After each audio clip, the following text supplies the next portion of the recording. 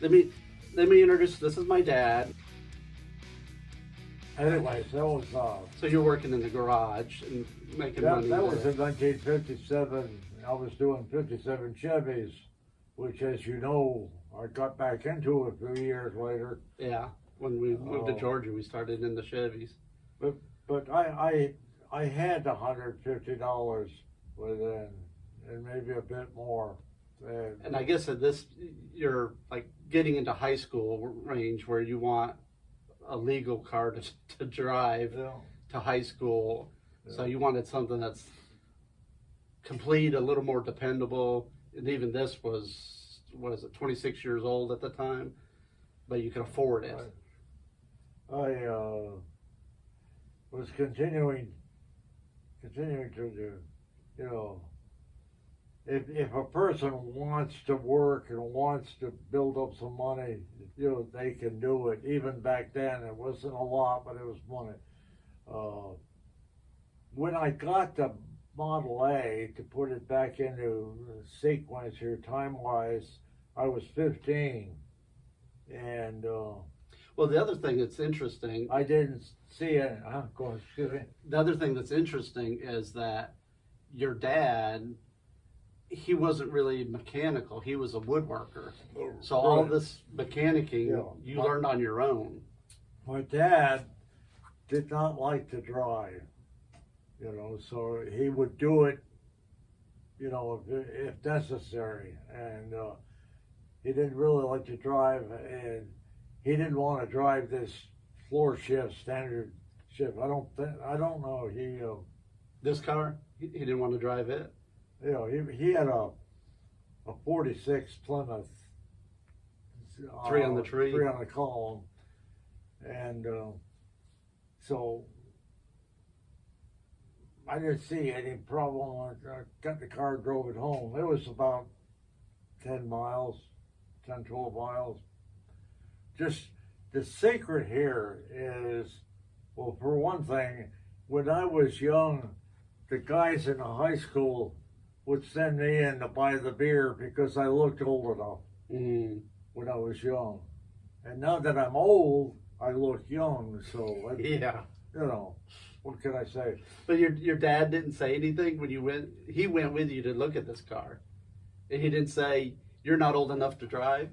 He must have gone with me because, you know, to get 2 cars back. Yeah, to get there in the first place, and you know. I guess you'd been driving trucks and stuff enough, farm trucks, that he didn't think anything would happen.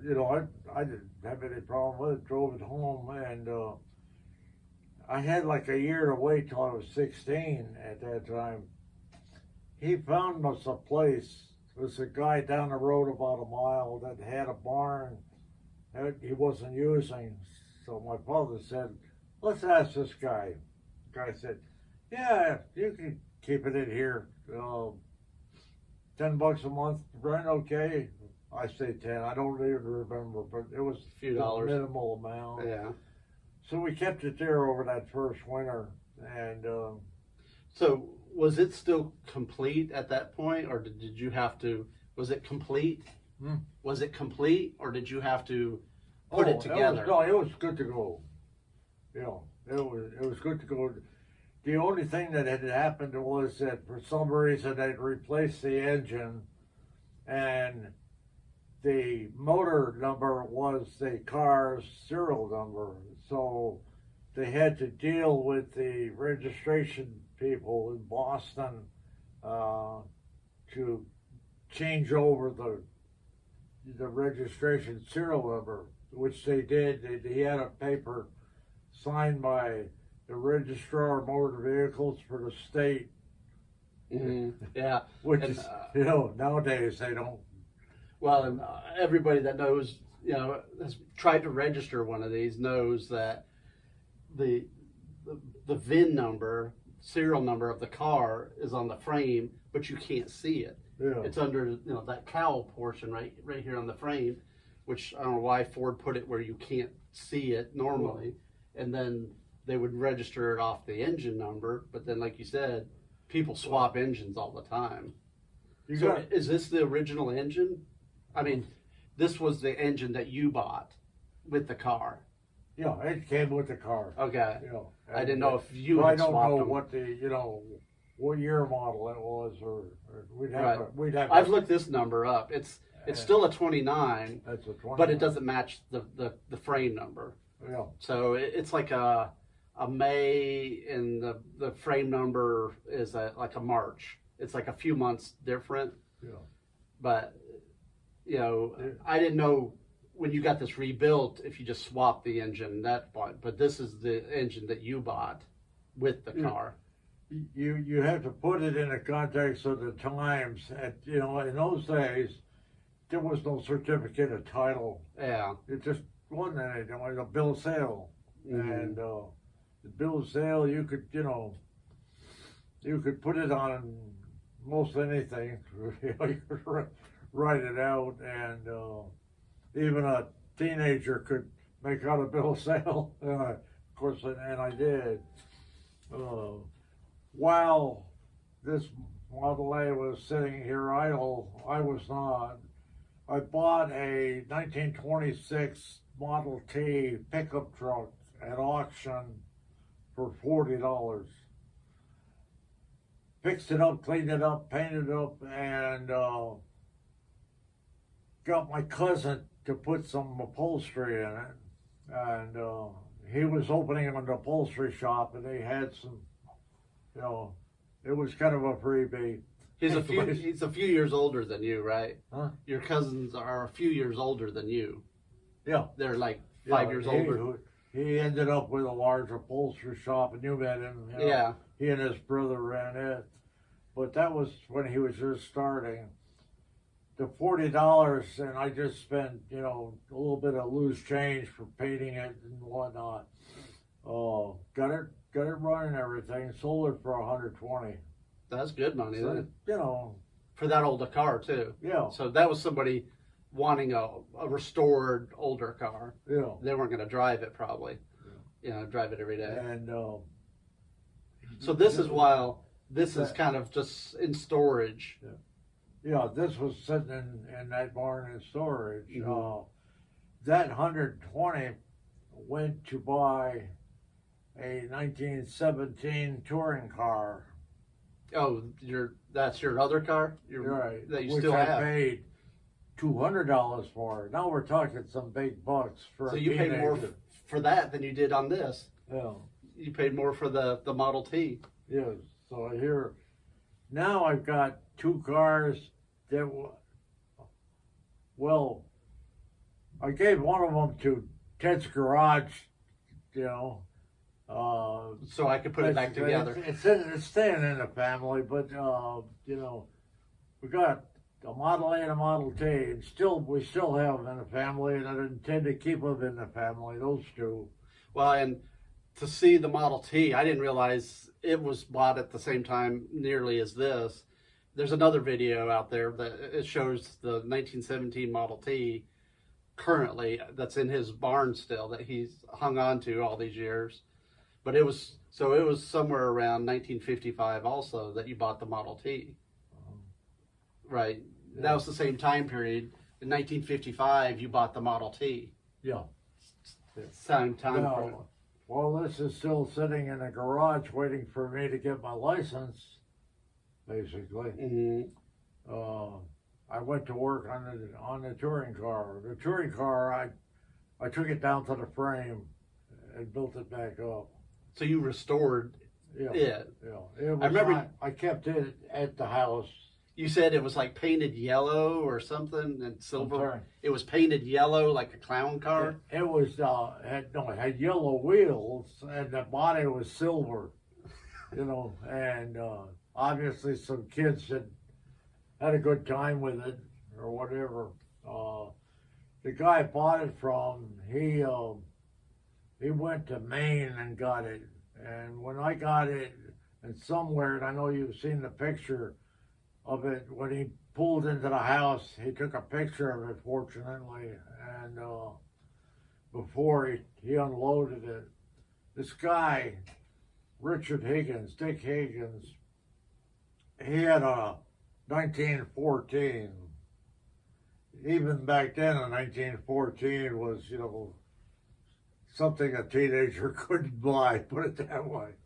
So those were actually going up in value by that time. Yeah. Which the 14 had the brass radiator. Had the brass on it, you know, it had the acetylene lights, had the bulb horn, and it was The brass era you know, is kind of. and he, of course, he had it in perfect shape. He was the manager of the Ford garage that, at the first big town coming out. He was a good guy to deal with. You know. So did he get your Model T? Did he just get it for parts, or he was going to restore that one? Well, the 14, I don't know what the background was on it. But the 17, the he 17, went and bought. yeah, and you know he would help me any way he could. So as you're restoring it, he had already restored his, so he knew Model Ts, because Model Ts, planetary transmissions, and they're totally different than this, and totally different than modern cars. You know, I kind of understand the planetary transmission, but it's different than anything. Well, parts on the T, and this one here too.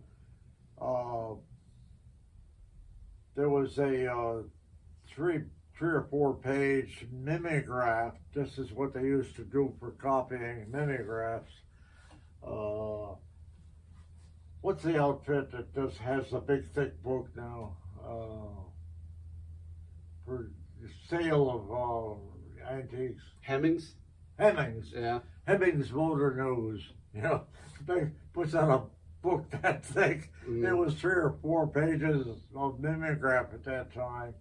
But I could get some of the parts that, you know, the type of things that wear out, like spark plugs and... Or transmission bands, the bandings in the transmission. The fan belt is a flat leather belt on a Model T. Yeah, it looks like a belt like this. Well, my father worked in a factory doing patterns, wooden patterns. They had a lot of equipment, even in the mid-1950s. In that shop, they had leather belts. Oh yeah, the drive belts. Yeah, you know, you've seen pictures of all those belts. And pulleys and stuff driving it. They had a guy that did this. No big deal. He made me belt. A new belt with the little crimps things under it put together. He made me that, and my father, being a woodworker, made me a steering wheel. Oh, he made that steering wheel? Yeah. So I guess when you bought it, it was like 4 sticks. Yeah, so he made the. He could do stuff like that, and to get back to this, the T was there, and so you actually started working on that, restoring it, and this was just sitting still, because it was kind of complete. Well, one last footnote on the Model T. We can get back to this. About in summer of 1958, my father they closed the shop where he worked.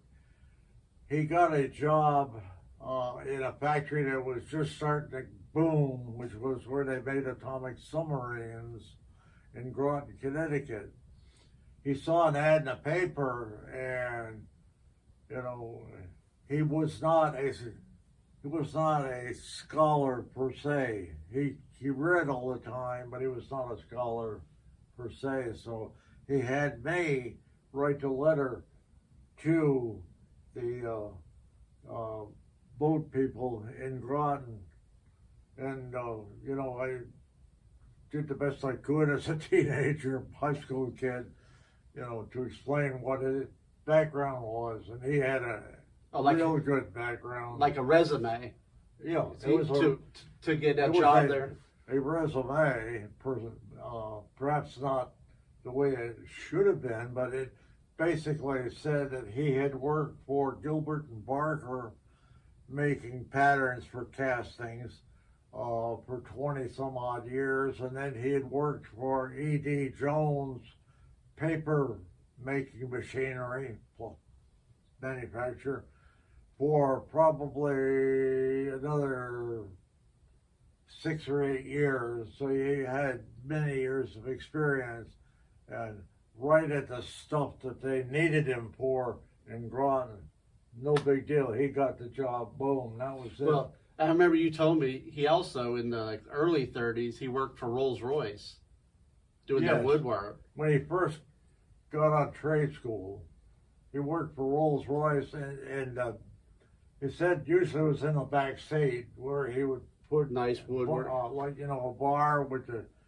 they could keep the liquor in and so forth for the filthy rich and whatnot.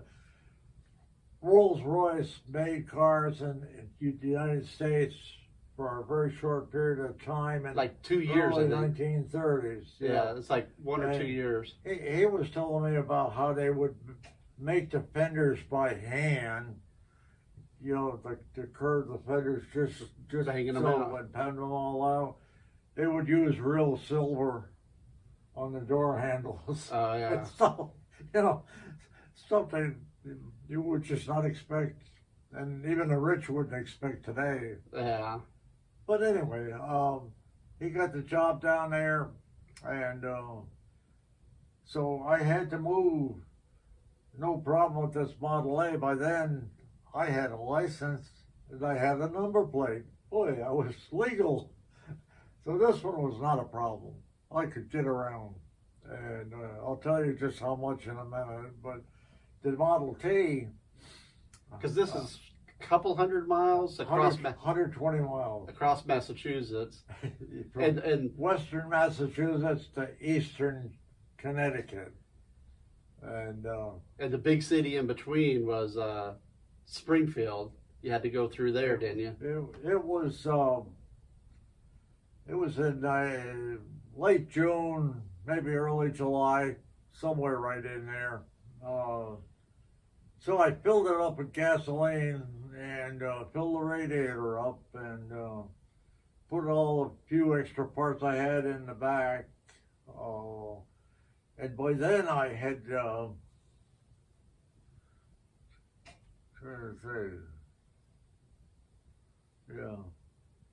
I had not had it painted. I had it primed, and I took off down the road, and I had to go through Hartford, Connecticut. And if you've been through Hartford, Connecticut in the last 30 or 40 or 50 years, you know that it's like a rat race down there. It's a big city with an interstate running through the middle of it. And here you are in a Model T. And no interstate then. And I drove that Model T down through there. Just I'm probably going about 35, not pushing it, but doing pretty good. Made it down through Hartford, probably 40, 50 miles, something like that. And got about maybe another 20 miles, and by then it was, high noon, and it was getting warm, and so was the radiator. I had thought ahead enough to have a pail, and I saw a brook over there, and I pulled over off the road. It's all 2-lane roads and moderate amount of traffic.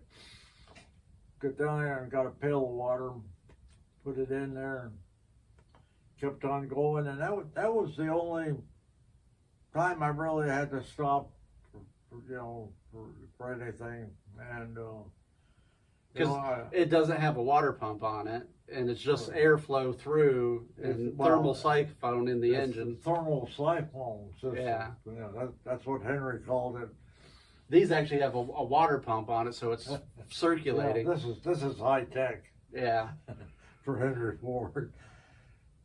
But we got it there, and I felt pretty good for a teenage kid that had done all the work on the darn car, and I got pretty good at tuning up Model T coils.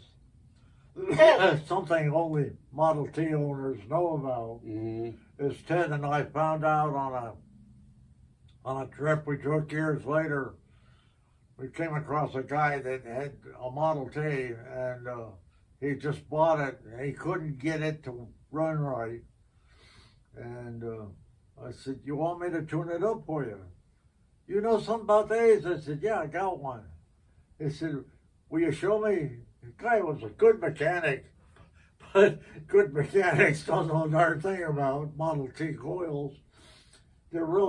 It's a real crude, basic system. There's a commutator, which is basically a timer, sort of like a distributor, which is what it is. It distributes the spark. It doesn't actually have electricity per se going through it. What it does is it grounds out, it completes the circuit, if you will, for each of the 4 coils. Each coil has a buzzer on it to take DC power and turn it to pulsating DC power so that it can go through a transformer, which is what these coils are. They're wood. There's 4 of them. And they're like right here on the dash. I remember that. It's right close by for the driver to sit there and play with them. Yeah. Thanks for watching, and click subscribe to see more videos, and click the like button, and these will pop up on your feed. But thanks everybody. Take care. Okay.